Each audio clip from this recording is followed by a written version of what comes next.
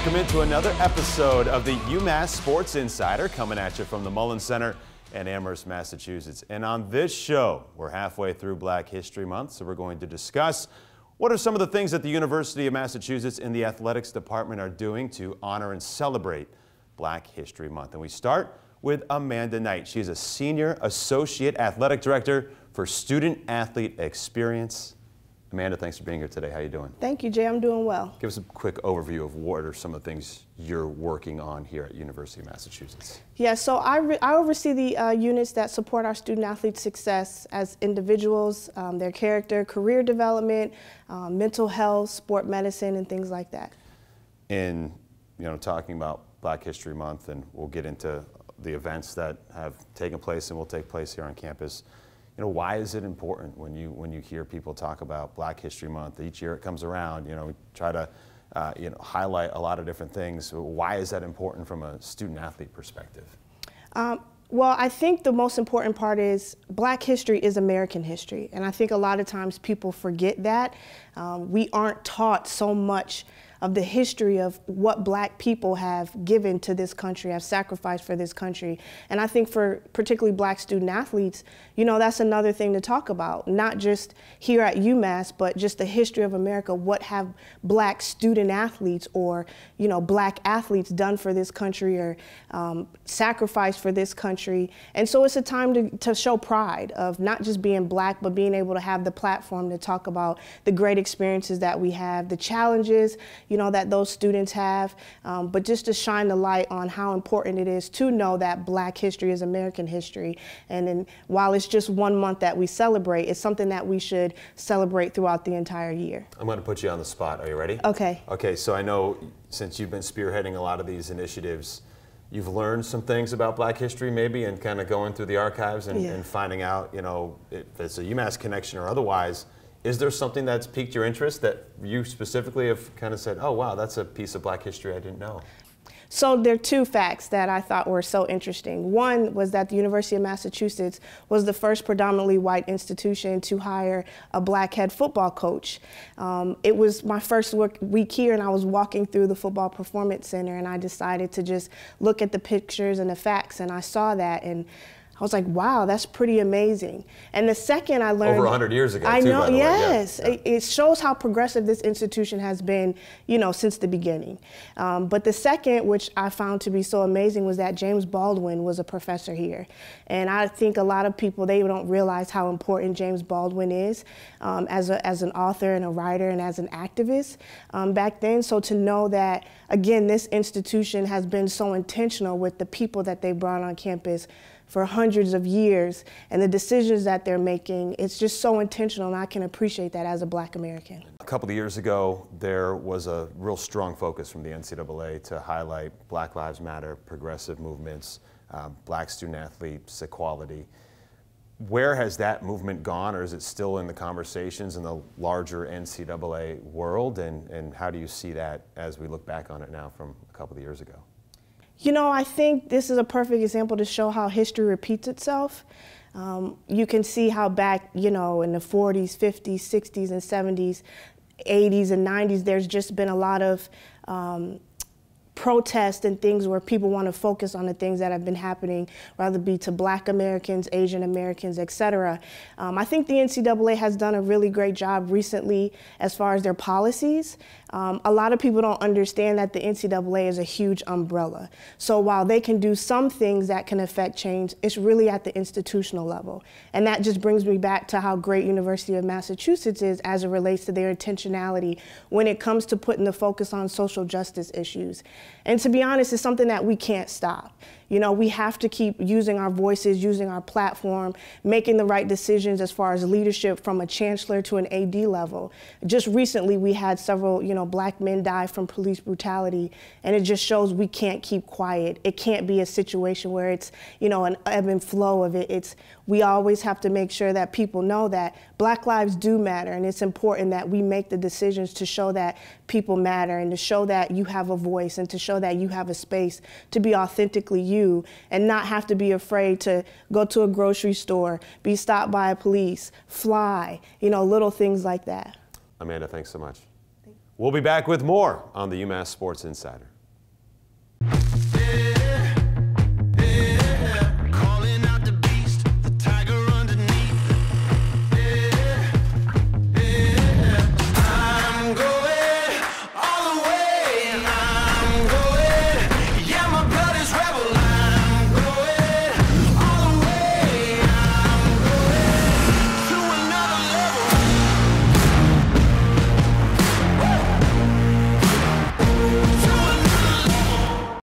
When you almost die and come back, you can't look at the world the same way. A lifetime of mysterious health issues led to the discovery of a tumor in Kalia's heart. The tumor was on my wall over here, and it was going like this over my valve. So I wasn't getting proper oxygenated blood to my body for probably my whole life. Every beat of her heart was putting her life in danger. Watch her inspiring story at baystatehealth.org/mystory. You live once, life is short. That's a huge eye-opener. Baystate Health, advancing care, enhancing lives.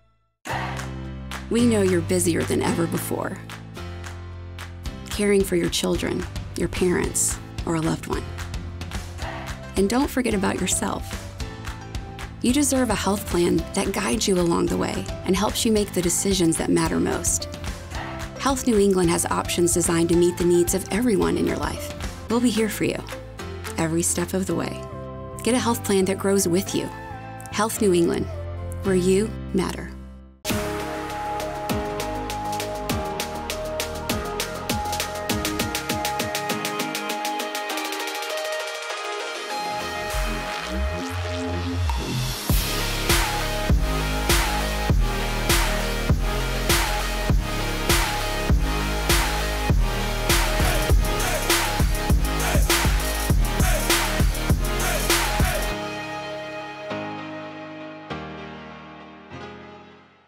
Welcome back to the UMass Sports Insider. My name is Nathan Strauss.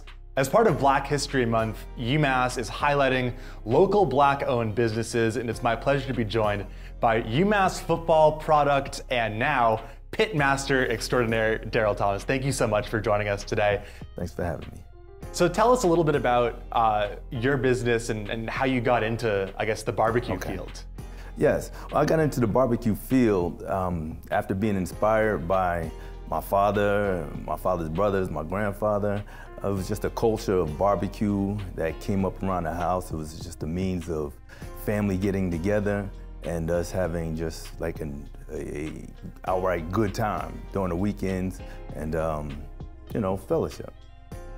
When did you start after graduation? When did you start getting into barbecuing, and when did the idea of starting your own business come up? Well, starting my own business, that came later than when I started. I started barbecuing, I guess you could say I was always exposed to it as a young kid and watching my family, my father, and like I said, his brothers and my grandfather. They always had a joy and had a sense of pride when they barbecued. And regardless of whose house we were at, they would own the grill. And whoever came, they would just sit there and watch the chef do what the chef does. And I saw like, wow, you know, the chef, the barbecue cook, they inadvertently command so much attention when they're hosting. And I liked the way that looked and felt. And so, I went on to ask my father, ask my uncles, different tips on how to make, you know, sauce or what does the spray do. I already had learned how to start a fire from being a young boy, as my father would have me just, you know, practice and say, all right, son, I need you to put the charcoals over here. So you learn those things through repetition. But as a young man, I realized that I would go to my friends' barbecues and I would see that they weren't doing it right. And, you know, at least not doing it according to how I was taught. And so I would go and just advise them on moving the charcoal over here and moving the meat over here. And next thing you know, I took over their whole barbecue cook. And they were fine with that. And over a period of time after doing that so many times, I felt like this overall privilege of saying, all right, well, you know what, I have to take this to the next level.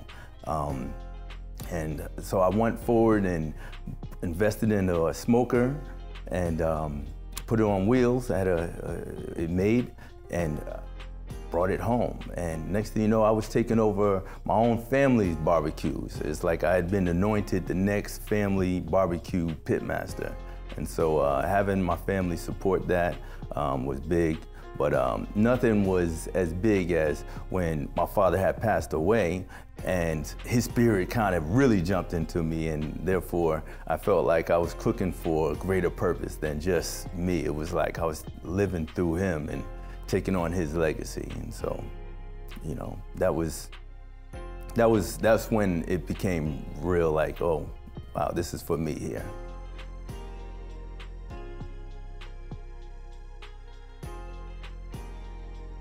Is there something about the communal style of barbecue that you think sort of lends itself well to what you do with the team?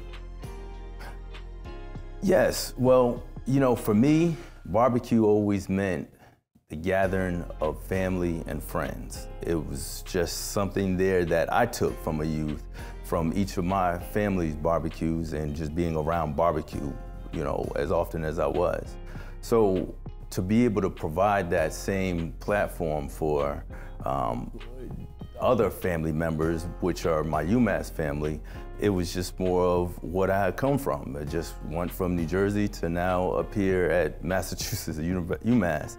And so, you know, providing that and seeing what it did for those that were there made me feel like I was fulfilling who Darryl Thomas is. And my upbringing and my exposure to barbecuing was for a purpose, and I feel it's carried out when I feel, you know, the energy and how joyful people are when they come around, you know, a barbecue atmosphere that I create. Thank you so much, and hopefully we'll see you at the Mullen Center at McGuirk soon. Thank you, I appreciate it. It's been a privilege.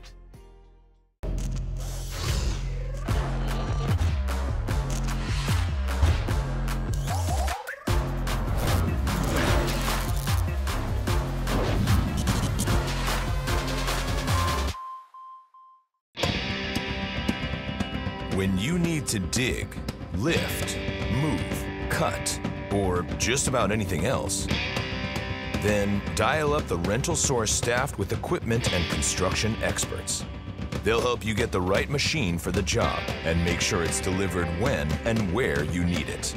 With locations across New England and the newest and most reliable inventory, Milton Rents is your local source. What I'm most proud of the lottery is, you know, the more revenue we generate, the more we give back to our communities. Faxon Park is our memorial park dedicated to veterans. It's a source of pride in this town, and the lottery's helped us maintain that.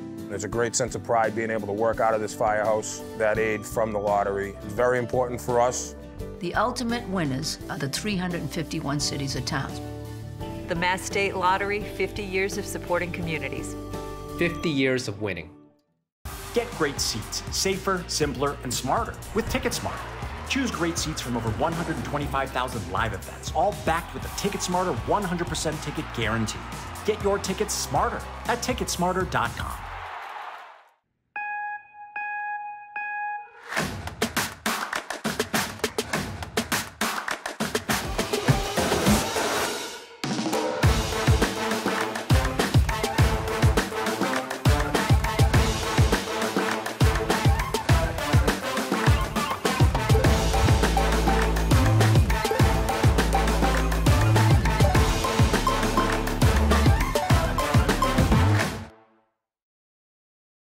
Hi, my name is Faith Richardson, and I'm a sprinter on the women's track and field team. Hi, my name is Tiara DeVoe, and I'm a jumper on the track and field team for UMass. So I got to UMass through my official visit, of course, and I had a lot of fun, and I didn't really feel like I fit in until Jada, one of the girls on the team, and Abby, they took me to a Minority Student Athletes United meeting. And I got to actually build community, and I got to talk to people from the basketball team, people from soccer, and I felt like I could actually connect with the people here. So Black History Month is important because I think it gives everyone who is not Black the opportunity to acknowledge what we bring to this nation as a whole and what we bring to the world globally. I think a lot of people don't realize that Black history is American history. And what we have done really contributes to the culture that we have today. I think Black History Month is very important. It really allows other people in the Black community to showcase and display their contribution to the society. It allows us to appreciate each other for everything that we bring, and it also allows everyone else to get an experience of what it's like to be a Black person in America. So Black Student Athletes United is an organization that's connected to UMass Athletics, and it is about building community within Black student athletes at UMass, but then also bringing a connection between Black student athletes and normal Black students. And I got connected to BSAU from my visit from the start, and then when I came freshman year, one of the members of the leaderboard asked me to be a part of it. And back then it was called Minority Student Athletes United, and that began in 2019. And last year, in 2021, we rebranded it and named it Black Student Athletes United. Once I got on campus, I could just see like the community that was established by being in Black Student Athletes United, and Faith encouraged me to join, and I'm now vice president of Black Student Athletes United. And it's just like a great community. Like, you just wouldn't expect to see certain people outside of their element and how they interact in the normal world, but just being outside of our sport where we're just so like kind of pinpointed your identity and you don't have anything else besides that, to see everyone outside of that really just drew me into Black Student Athletes United.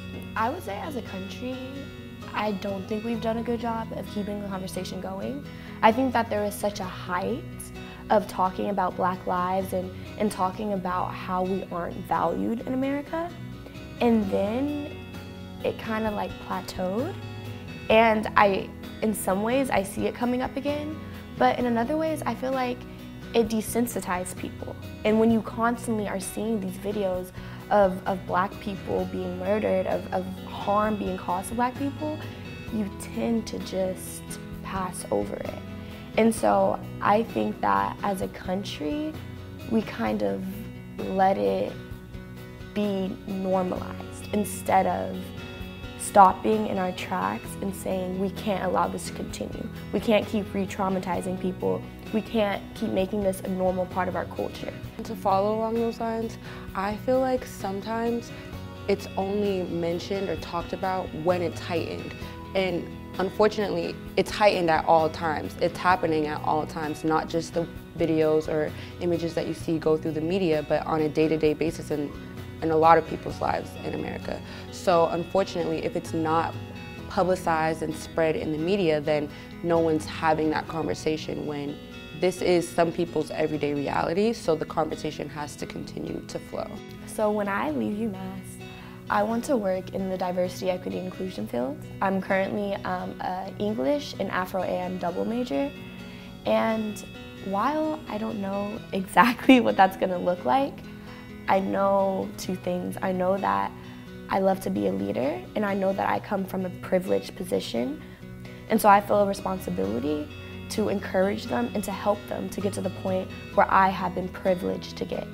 And two, I know that my life, in my opinion, will be meaningless if I don't work in my purpose. What matters to me is helping those around me and helping those who have this heavy weight, this heavy burden that comes with being a Black person in America, that comes with not having a lot of money in America, that comes with being judged because of your sexuality. I just want to be able to help those who are down. When I leave UMass, I will be going to PA school. I want to become a pediatric physician's assistant. I'm really passionate in healthcare and medicine. My grandfather actually has Parkinson's disease, and his condition has just driven me to really dive into the medical field because it's always been pushed in my family, but to see it really affect me is something that I didn't think I would feel or like be touched by. So it's just really shown me what my passion is, and I love children, so I want to work with kids and their parents as a pediatric physician's assistant. And so hopefully after UMass, that will be the goal, and I will achieve that.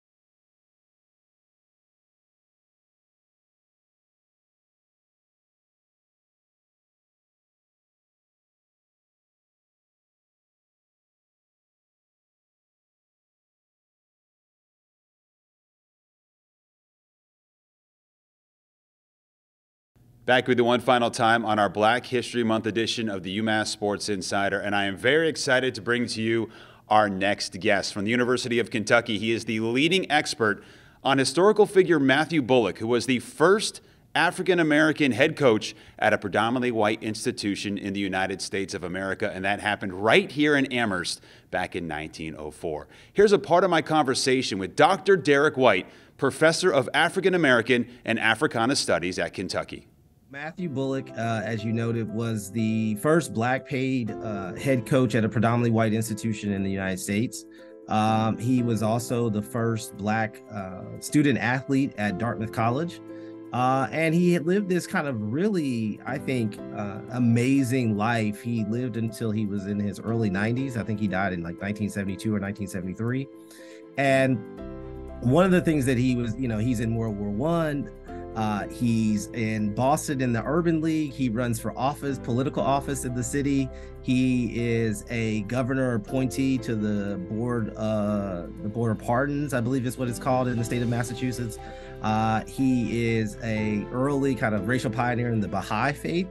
And so he lives this kind of really, I think, fascinating and interesting life, both in terms of the sports, but also as kind of middle-class African-Americans in the 20th century. Now, it starts with being the son of enslaved parents in North Carolina. So how does he get from North Carolina to Everett, Massachusetts, and then become the first black player at Dartmouth College? So his parents, under threat of racial attack, actually moved to Boston in the 1880s. And they initially moved to Boston, and they live in a predominantly black neighborhood in a tenement housing for several years. He attends college at that in Boston. And his father and mother are kind of working and scrapping together. He has like 8 or 9 brothers or sisters. It's a huge family. And they ultimately save enough to move to Everett, Massachusetts. And it's at Everett where he attends junior high and high school. It is there where he begins to play football and become a very outstanding high school football player at Everett High School. And from there, he decides he wants to go to college. They have no money to pay for college, which is, I found, the most amazing part. And he decides to go to Dartmouth, which is a regional school, but is often quite unusual had a few African-American students, not many, maybe 8 prior to him. But he decides to go there, and he makes his way up to Hanover, New Hampshire, and is in the class of 1904, right? He arrives in 1900 and is scheduled to graduate in 1904. Then he comes to Massachusetts, which was then the Mass Agricultural College. As you noted, he was the first paid black head coach. I think the archives have him here receiving $251.03 for that first year at UMass. He went 5-2-1. What set of circumstances in 1904 would let or even allow a young black man to be the head coach of a football program? I mean, it starts from his time at Dartmouth that in his last 2 years, his junior and senior year at Dartmouth, he was one of the best ends, as they would call them in those days, in two-way football in the Northeast, right? He is an honorable mention All-American. He becomes very much the defining kind of player on some very successful Dartmouth teams in 1902 and 1903. And at the end of his season, after he graduates from college in 1904, he has decided to go to Harvard Law School. And he needs to figure out how he's going to pay the $150 tuition for Harvard Law. And, you know, interesting enough, Harvard Law has a list of jobs for incoming students, like chauffeur and various kinds of other jobs that students had taken in order to pay tuition. And he decided that he had the opportunity to be a football coach. And part of this is in part because Massachusetts Agricultural College, or MAC as it's called in those days, was an extremely small school that had growing kind of athletic ambitions. And so they had basically had several Dartmouth volunteer coaches before Matt Bullock. And they decided that they wanted to hire him. He was looking for a job. They were looking for a coach. It was a match that was perfectly made out. And he really turned them around. In those early documents in the student newspapers and in the student government documents, they are very excited about the work that Matt Bullock did for their program. That was just part of my 15-minute long conversation with Dr. Derek White. You can check out that whole conversation and all of our information about Black History Month on the website or the YouTube page at umassathletics.com. Until next time, from Amherst, my name's Jay Burnham saying, so long, everybody.